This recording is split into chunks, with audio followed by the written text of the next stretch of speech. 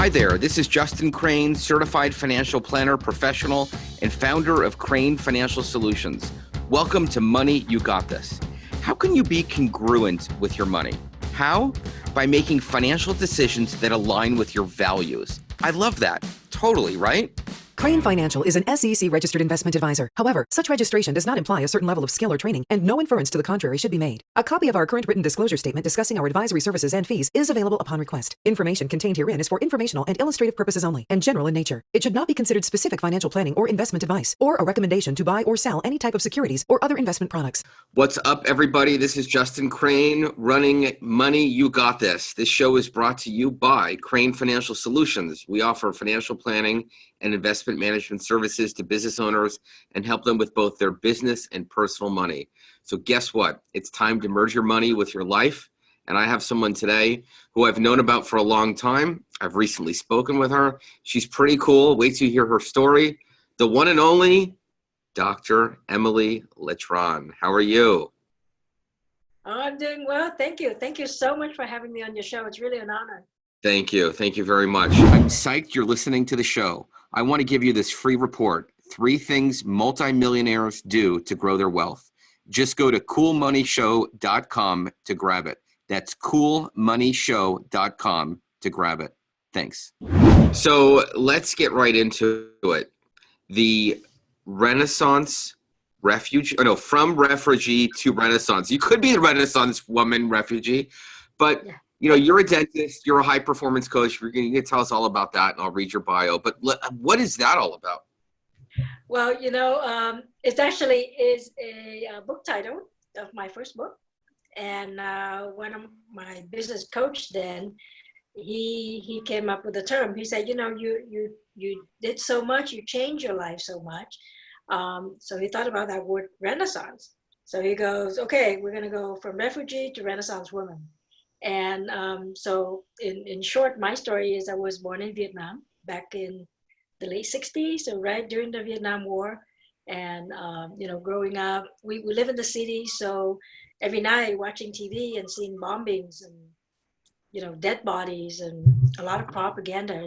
That's the childhood every night watching TV. Was black and white only. And then in 1975, the communists took over Vietnam. That's when the Americans left. The Vietnam War ended. And so we lived for several years under the communists. Right a year after they took over, my mom passed away. So I was 8 years old. And we live in an extended family. So I have my dad and my aunts. They're my dad's younger sisters. We got 3 different families living in a 4-story house. Like each family just take one small story. And in 1981, which is about 6 years after the Vietnam War ended, Vietnam was going to invade Cambodia. Yep. This is where you heard or you watched the movie The Killing Fields.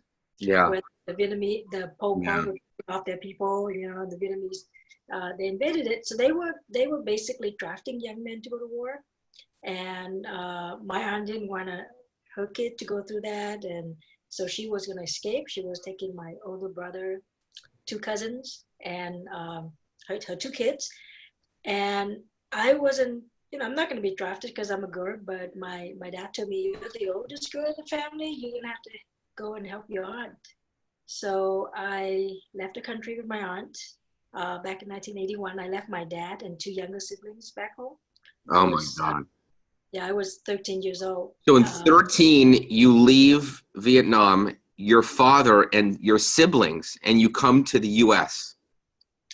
Yes, and I think it was a blessing because when you're younger, you're not scared, right? You don't think that far. You don't know how to worry. You kind of worry. Okay, when am I going to see my dad? But if you're an adult, you'll be freaking out. Yeah. But I wasn't scared. I think just because I was young, I actually realized that, we are really far from home when we came to Malaysia as a refugee camp where people don't speak your language, right? You may have the Malaysian authorities or you have the people running the refugee camp. There's some foreigners, right? Americans and all that, and us Vietnamese. And then that was the journey, leaving the camp after living there for several months, I came to the United States. I first came to New Orleans, lived there for 6 months. Didn't really learn the language. I would go to class and the teacher's talking and it's like this, just go by my head. We had an ESL class where we got together, a bunch of Vietnamese kids, and that's where we could speak Vietnamese to each other. And I then 6 months after that, we moved to California. And, every night for me, it was just translating English to Vietnamese. Yeah. Trying to read and understand by context, right? Like you read a paragraph and you understand 20% of it and you try to make sense out of the whole thing. So let me cut to the chase here. I mean, this is really what I want to talk about. Guys listening, this is a woman who left her home and her country at the age 13. She left her father and her siblings, came to the US, New Orleans of all places, for a few months, and then eventually comes to California. This is a woman who becomes a renowned dentist. Yes, a dentist practicing in Southern California. Kicks some serious butt, because we're going to talk about dentistry, and then says, you know what, I still want to grow. And she becomes a high-performance coach, working with Brendan Burchard, right? Certified by him. Yes. Studying with him. I studied with him too. I think that's how we actually first connected. And is now merging dentistry, coaching, and high performance all into one. Actually working with many dentists, right? Yes. Mm-hmm. So my goal is to change the healthcare industry. All of us who all of our lives, we just give, right? Let's serve the patients, let's serve the team. You go home, you serve your spouse, you serve your kids. And sometimes you don't put yourself there where you're going to serve yourself by growing, by learning, so you can be a better person. You can enjoy life more, because sometimes when you give and you don't grow yourself, at some point you're probably going to be depleted a little bit. Well, emotionally and energetically. Let's talk about that. A lot of the dentists that you work with, and I work with plenty too, I see them getting a little stale and beat up and burnt out, and are looking for that sense of renaissance, right? They're looking for that new way to enjoy their life and their business. So here you are coming in with this high performance belief and mindset. And I bet you meet a lot of resistance around dentists and business owners at the beginning that don't really want to change. So what do you think about all that? Well, first of all, the high performance we're talking about here is a way of life, right? It's not just your thoughts, because your thoughts is going to dictate your thinking. So once you change into a high performance mindset, you're going to act as a high performer. I'll give you an example. Some of us are always busy. You need me to help you do this? Yes, I'm going to do this. You need me to volunteer at school? I'm going to go do that. I'm going to go answer the phone call. The patient wants X, and so we're saying yes to everything. When we have that high performance mindset and we say, what's most important to me? What do I need to do today? What's my goal? Then you just start saying no. You just start saying no to things that are not relevant, to things that are not serving you, or people who are not serving you or on your same path, your same mission, and you just streamline your life. So when you do that, not just at work, then when you go home and you got your family, let's say your extended family asking you for your attention and asking you to help, it's the same thought process. You go through that, and that become how you work in everything in your life. So when I meet a lot of my dentist friends, first of all, we are so comfortable doing whatever we're doing, right? We've been doing that for so many years. There's nobody pushing us. We don't go out enough to have the ambition that, I think I can do more. I think one of the things that some of us are lacking is we're comfortable in our office. When we may go to one of the, our own industry, and then it's kind of a taboo to talk about how well you're doing. right? Because Yeah. then you're bragging, right? So if I do 1 million and I'm talking to you and I know you're doing 500, I can't tell you, that I do 1 million. Just even if it's just sharing, right? Like, I'm so happy I finally got to 1 million. I want to share.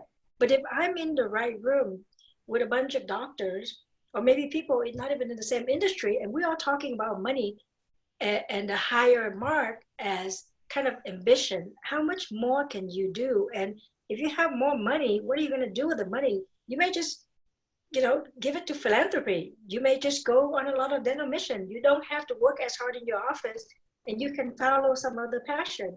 There's nothing wrong with that, but in the little confinement of the industry, you're not supposed to talk about it, right? Yeah. And then so people don't look outside. People don't feel ambitious enough, and sometimes the worst part is sometimes people think they're doing really well, right? And So then I have a conversation with them, and they frustrated. yeah. So can you expand a little bit about, you started with like high performance starts with your thoughts and then it affects your thinking, which kind of is the same thing the way I'm hearing it. What would No, you, it affects your action. your actions? What you do. Yeah. Got it. Got it. Okay. So someone might have a New Year's resolution, or they might say, I have this goal for a month or something like that, but they don't see it through and they don't have, we'll call it a sustained level of high performance. Like they may do great for a little bit. So what would you tell someone who feels like they start off great, but then they like flake out or they can't follow through?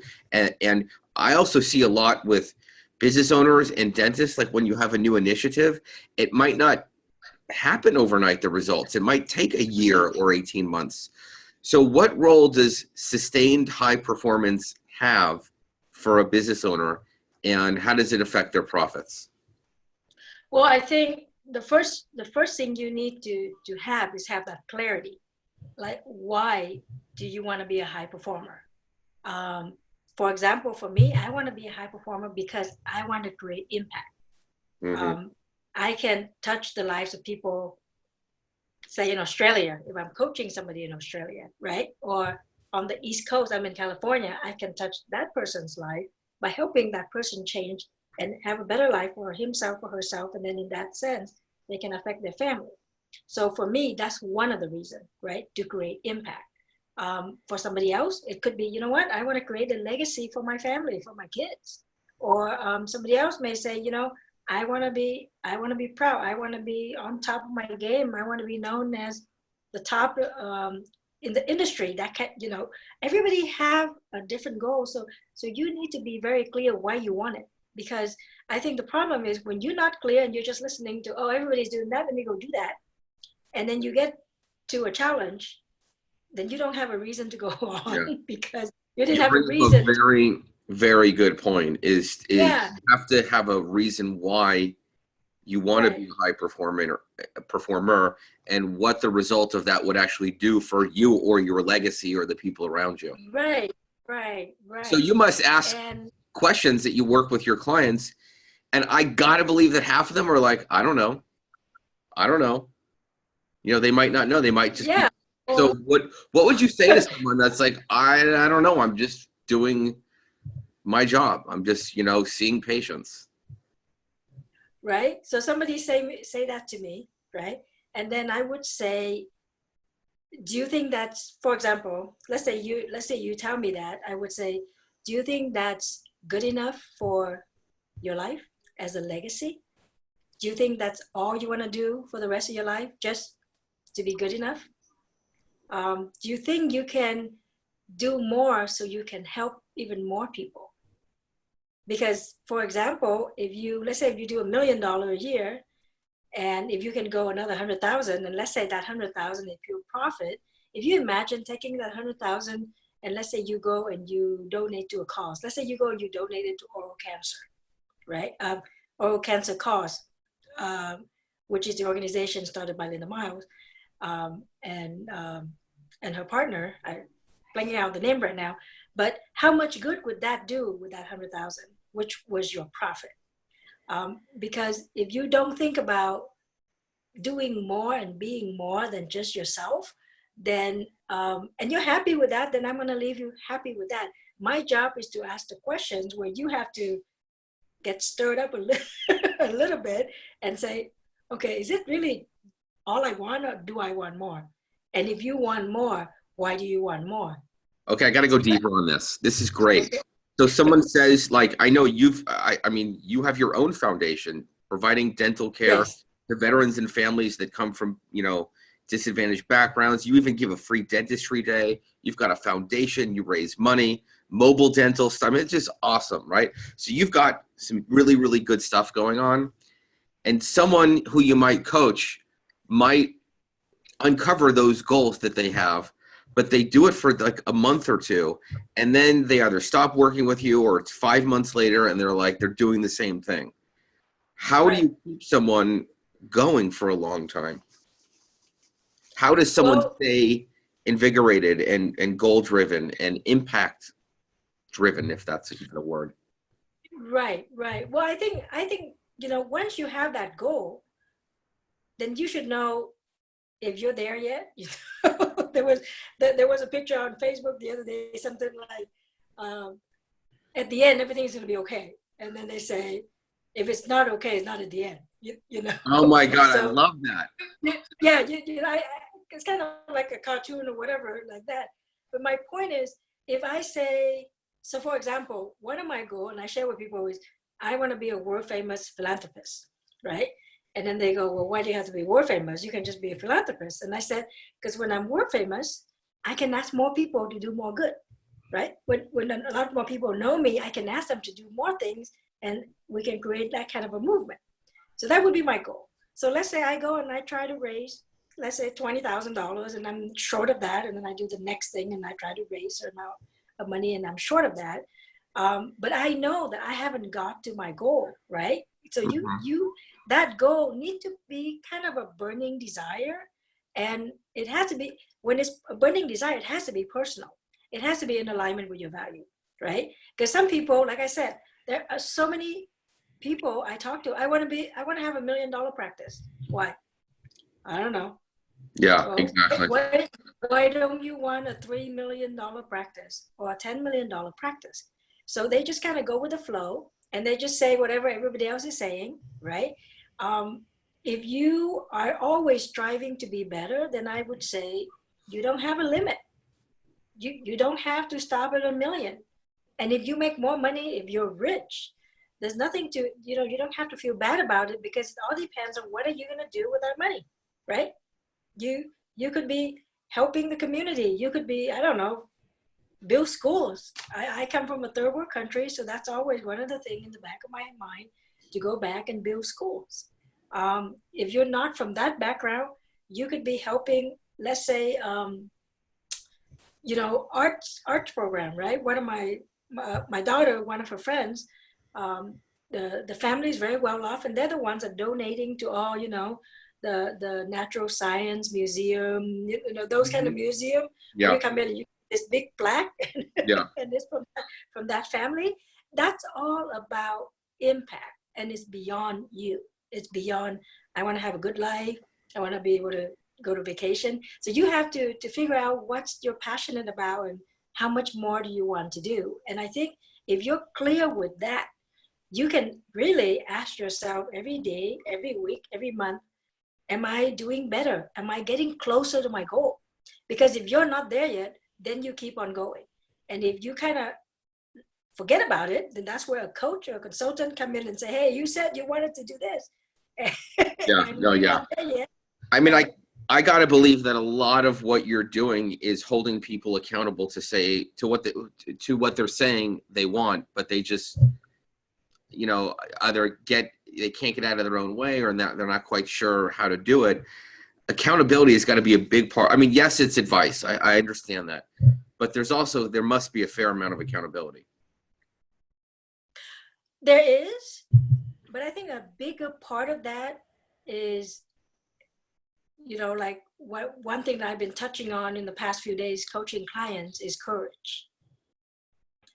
You can say all you want and you can plan all you want, but you got to be able to pull that trigger, right? Yeah. Whether it's for yourself to start a procedure, like start a training, hire somebody, fire somebody, whether you're going to have that difficult talk with your spouse or maybe with your office manager, money, right? Like the conversation of money. I talked to 2 doctors yesterday, and it's like, so how much did you do last year? I don't know. And I go, what do you mean you don't know? Because we're talking, you say you want to grow, but how much did you do last year? Yeah. How much are we going to grow? We don't know how much we did. But but what it is that they don't want to look at the number. They don't like the number. The number is not good enough. Yeah. Well, if so you don't know, they're not happy. yeah, if you don't know, then there's no problem because you don't know what it is. So you can't, you actually got to get your head out of the sand. Right. But that's what I'm saying. The courage to look at things the way they are and then make a decision, am I going to change or not? Okay, so because one of my thing with them is if they don't want to change, then don't bitch about it. Yeah. Just correct. Just live with it. Don't go bitching about it. Don't go complaining. That's kind of that's me. Okay, so I got to ask you, what's your definition of courage? My definition of courage is being able to do what you have to do, whether or not you like to do it or not. I like that. I actually just spoke to my son about courage. I said, courage is taking action when you're afraid. Yeah, and one of the things I share at my event is I talk about my journey of becoming a speaker. I'm a dentist, just like all the dentists. We don't know how to speak in front of a crowd. It's so much easier to sit knee to knee with the patient, and I tell them with a needle, right? It's totally help. And you just have small, you have small talk conversation. And when I decided, you know what, I got a story and I know I can inspire people, but I don't want to just inspire people. I want them to take action and do stuff, right? Then I got to get out there. So I wrote my book and I share the story, and it gets pretty personal.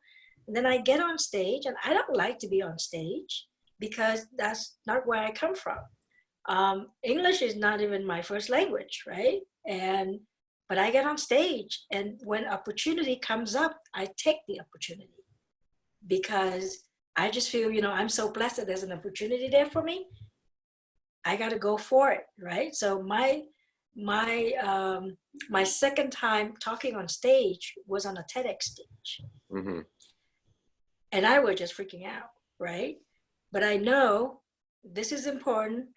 This is your chance to go out there and share the story. And so you just have to do it. Amazing. So having that courage, again, it has to do with, what's important to you. Because for me, it was to share that story, which is why I stretched myself so much.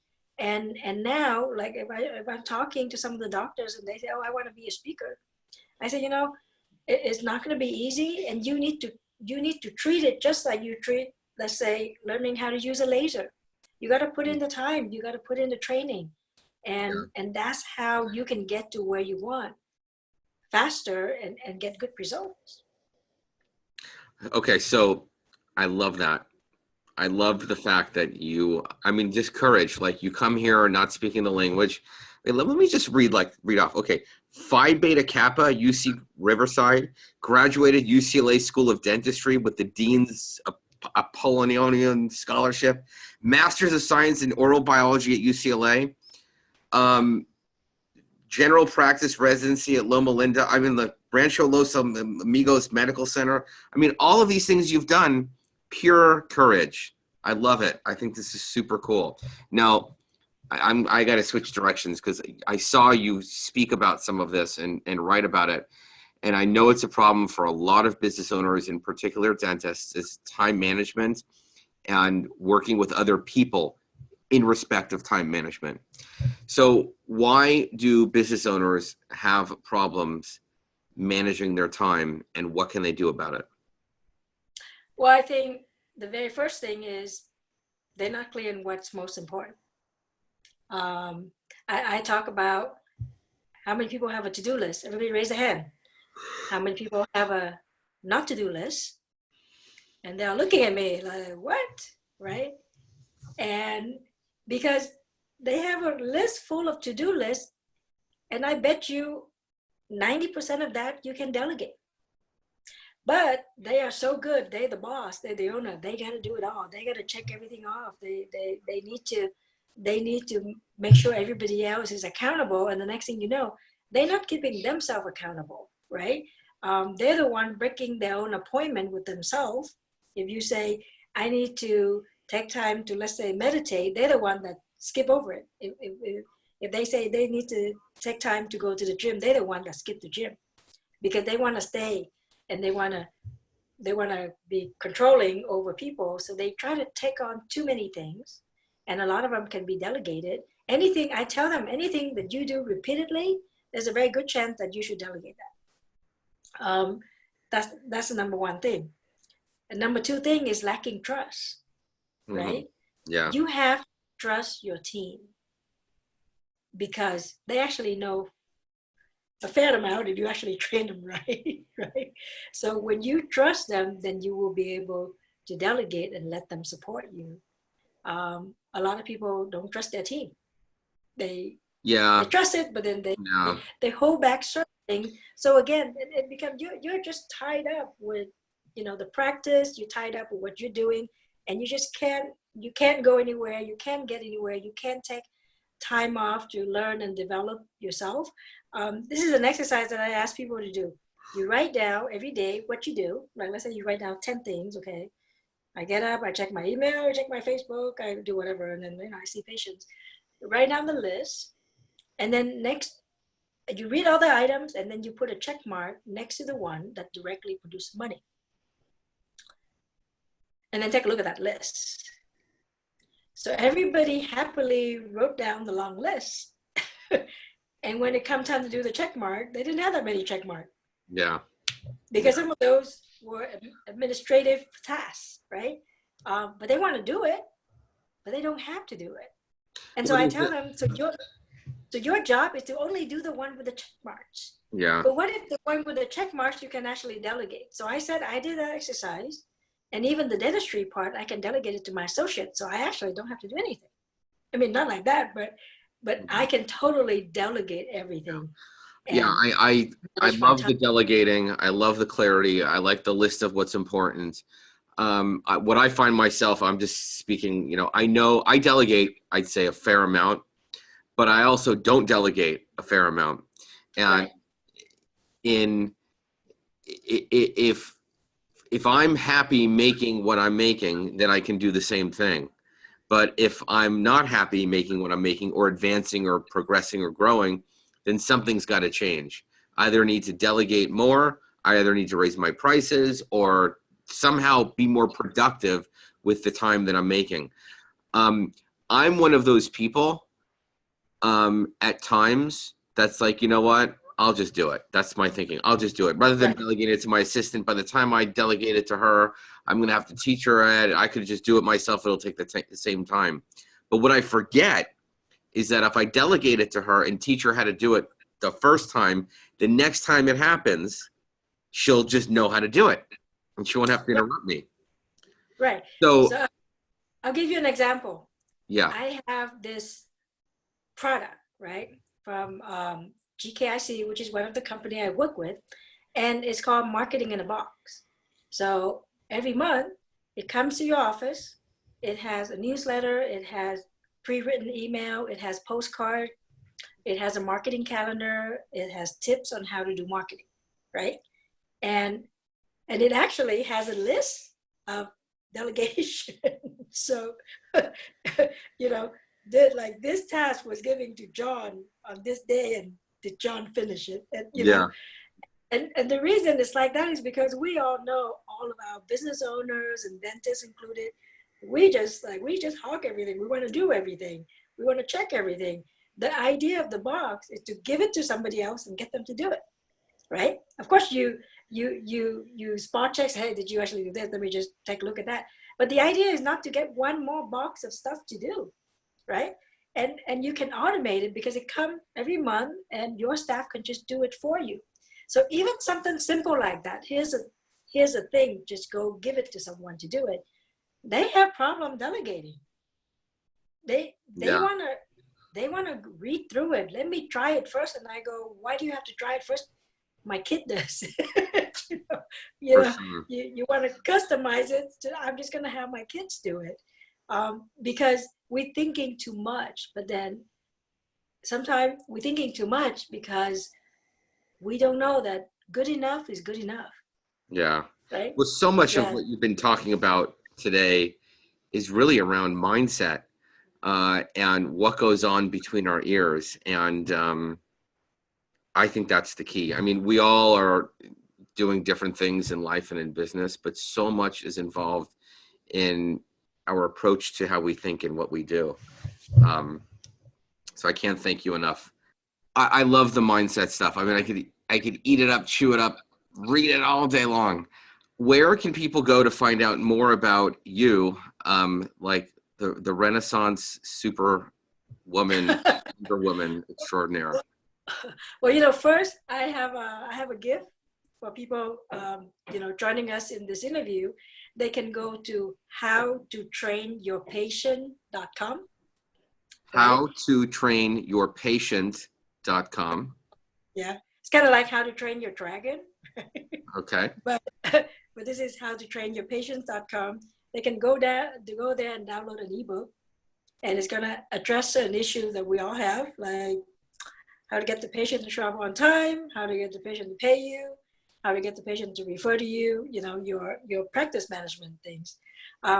They can just email me directly, Emily at dremilyletran.com. That's DREMILYLETRAN.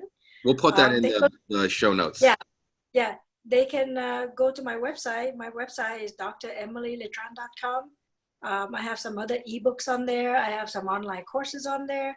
I have some videos on there, testimonials. I have some of my podcasts, my old radio shows on there, because I'm transitioning from the radio show to the podcast. It's just the speaking schedule is just getting really, really crazy. Yeah. So I put that on pause. But yeah, and they can check me out on Facebook. They find me at Coach Emily Letran. Yeah. Well, thank you so much for coming on today. I learned a lot. I was reminded of a lot, and I learned a lot.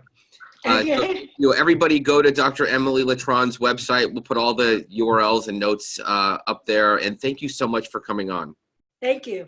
Thank you so much. It's really an honor to be on here and help serving and sharing some of the strategies. And thank you so much for putting on the platform and help us share our message. You're amazing. Take care. Have a question? Want to get in touch with us? Need some help and advice with your finances? Just go to coolmoneyshow.com and reach out to us. That's coolmoneyshow.com.